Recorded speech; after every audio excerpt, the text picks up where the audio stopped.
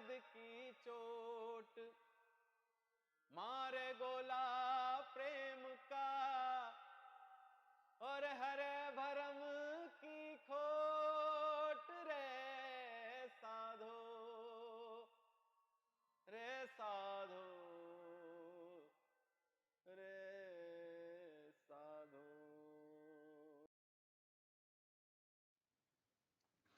हरि ओम तत्सत। साधक जन, आज वेद मंत्र में और यजुर्वेद के 23 अध्याय के 51 में पूछा गया है। 91वें मंत्र पुरुष आविवेश कान्यन्तः पुरुषे अर्पितानि एतद्ब्रह्मन् उपवल्हामसि त्वाकिगुं स्विन्नः प्रतिबोजास्यत्र। वो पूछ रहा है, प्रष्टा, हे ब्रह्मन, सबके अंतःपुर में निवास करने वाला वो परम पुरुष है। वह किस किस पदार्थ में रमता है? इस पुरुष में कौन कौन सी वस्तुओं को अर्पित किया गया है? तो इसका उत्तर दे रहे हैं 52वें मंत्र में।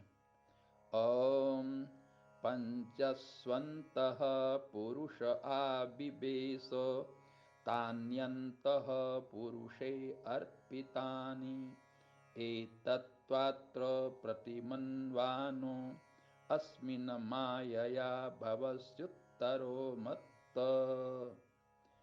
कह रहे हैं कि सबके भीतर रमण करने वाला जो पुरुष है, पंचस्वंतः, 5 महाभूत और 5 तन मात्राओं में रमता है। हमारे शरीर के भीतर में जो पुरुष बैठा है, जिसे हम नहीं जान पा रहे हैं, वह ये 5 महाभूत और 5 तन मात्राओं में रम रहा है। इस शरीर में रम रहा है। यह शरीर ही 5 भूतों से बना हुआ है, तन मात्राओं से युक्त है। अब उन्होंने पूछा है कि ये पांचों पदार्थ किसके आश्रित रहते हैं, किसमें अर्पित हैं?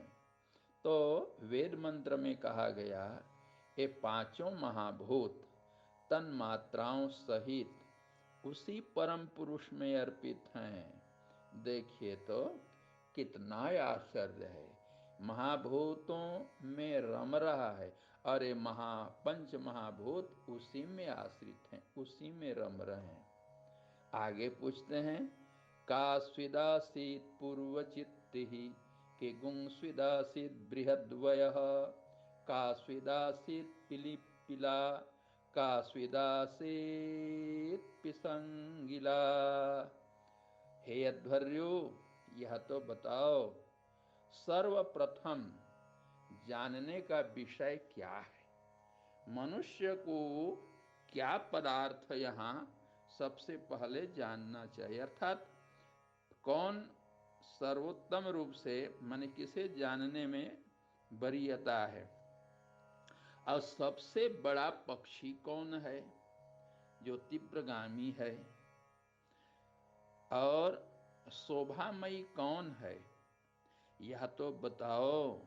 संपूर्ण रूपों को, संसार के सकल पदार्थों को वो निगलने वाला कौन है? ऐसा कौन है जो सबको निगल जाता है? ये वेद में पूछा गया। किम स्विदासित पिसंगिला, सबको कौन निगलता है? पिसंगिला कौन है? आप पिलिपिला पिलिपिला क्या है, उसको भी बताइए। तो उत्तर दे रहे हैं, द्यौरासीत पूर्वचित्ति रस्व आसीत बृहद्वयः आविरासीत पिलिपिला रात्रिरासीत पिसंगिला। सुनो प्रष्टा, सर्वप्रथम जानने योग्य द्यऊ है।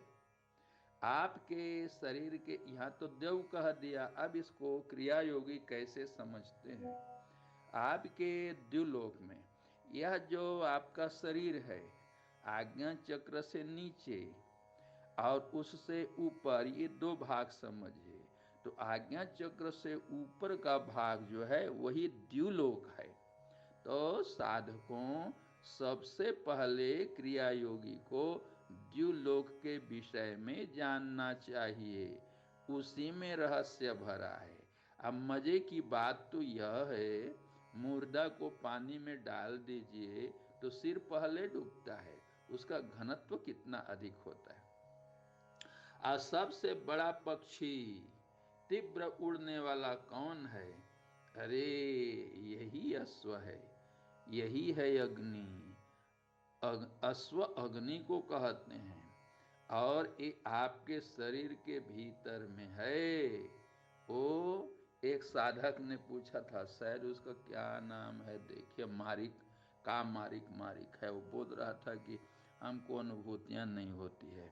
मूलाधार में प्राणवायु को उत्तप्त करना चाहिए, और उत्तप्त करने पर वहां से जो प्राण है ऊर्ध्ववाही होगा सुषुम्ना पद से। यही अश्व है, यही तीव्र उड़ने वाला है।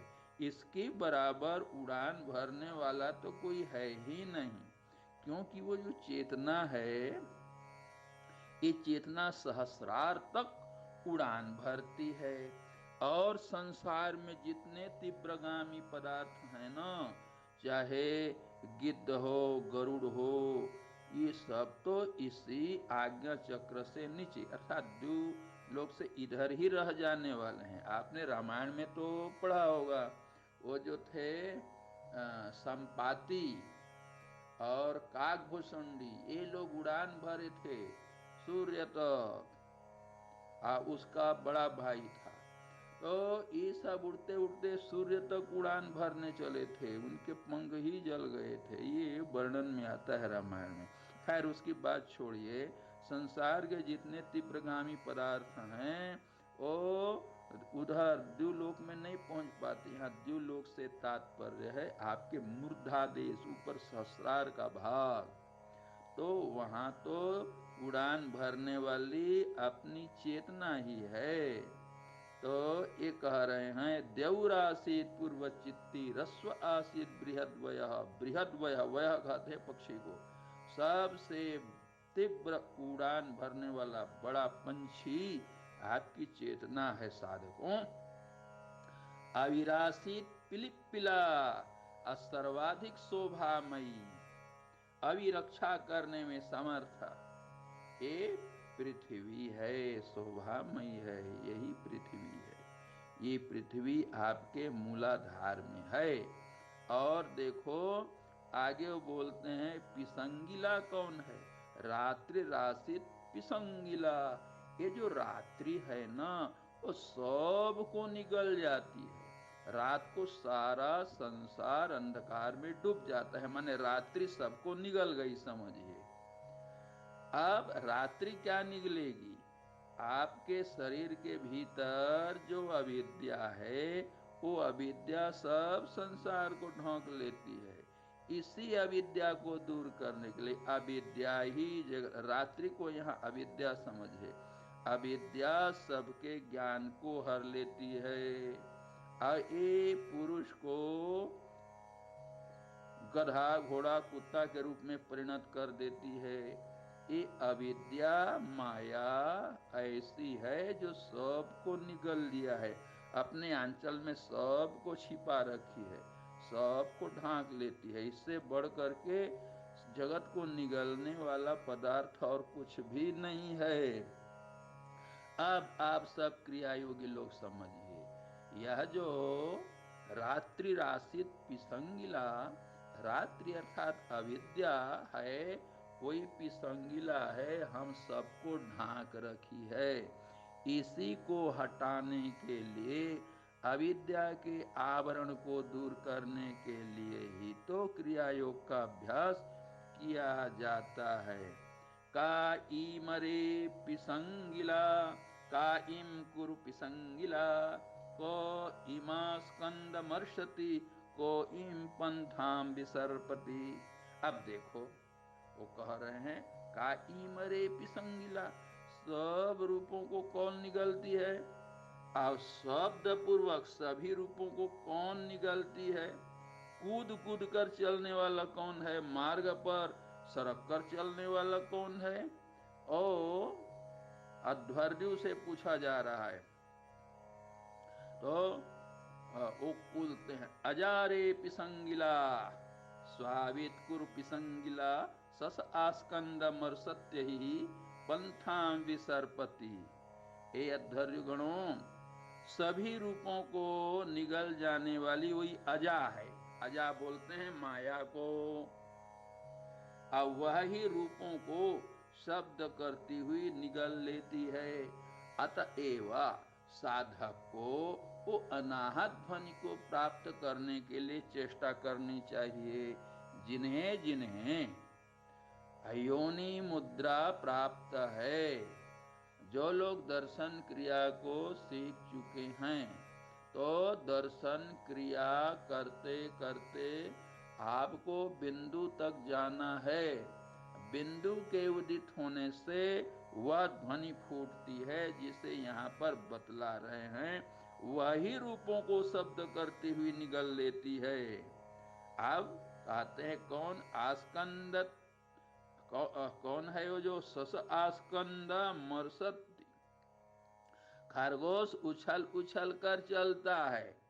तो ये जो ठीक से साधना नहीं करते हैं, कुयोगी हैं हमारे जैसे, वो कुयोगी लोग सस हैं, इनकी चेतना फुदक फुदक कर उछल उछल कर और चलती है, अर्थात एक दो केंद्र तक पहुंची, फिर थक करके आराम करने लग गई, छोड़ दिया जी।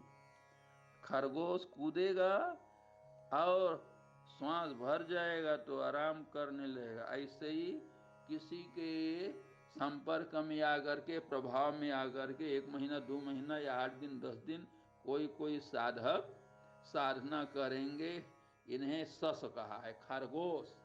तो ये जो है झट से थक जाता है, कूद कूद कर चलेगा, 4 दिन 6 दिन 8 दिन, उसके बाद में छोड़ देगा।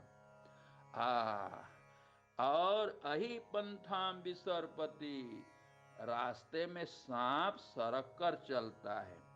अहि ये विशेष प्रकार से सरकता रहता है। तो अपने शरीर के भीतर जिसे अहि नाम से कहा गया, कुंडलिनी शक्ति, उसको अच्छा से मेरुदंड के भीतर के सुषुम्ना में सरकाना चाहिए। इसी सरकाने की क्रिया को साधने के लिए आप सबको गुरु महाराज ने सिखाया है अंतः प्राणायाम। उसमें वो एक क्रिया सिखा रहे थे, तो हमने कहा गुरुजी शास्त्रों में लिखा है जलौका, तो उसी दिन से फिर वो जलौका नाम उन्होंने दिया है। जलौका क्रिया को खूब करिए, सरकाइए, और इसी से फिर यह जो वेद मंत्र में 56वें में आप लोग निकाल के देख लेना, यजुर्वेद 23वें अध्याय के 56वें मंत्र में कहा है अजारे पिसंगिला स्वावित कुरु पिसंगिला सस आस्कंद मर्सत्य ही पंथाम विसर्पति। हरि ओम तत्सत। आज हम भाव में थे, आनंद में मग्न थे, तो हमने कहा कि अपने आनंद को आप लोगों तक भी पहुंचाऊं। सब साधक उत्साह में भर करके लगिए, पिछले जन्मों के जो संस्कार हैं, प्रारब्ध हैं, वो जगत की ओर खींचते हैं, जिससे गति नहीं हो पाती है। तो अब उससे लड़ना है, प्रारब्ध से लड़ना है, पिछले जन्मों के संस्कारों से लड़ना है, लेकिन हमें अपने मार्ग को नहीं छोड़ना है। कितना भी कुछ हो जावे, अभ्यास करते रहिए, अभ्यास करते रहे। हरि ओम तत्सत। अब बस ना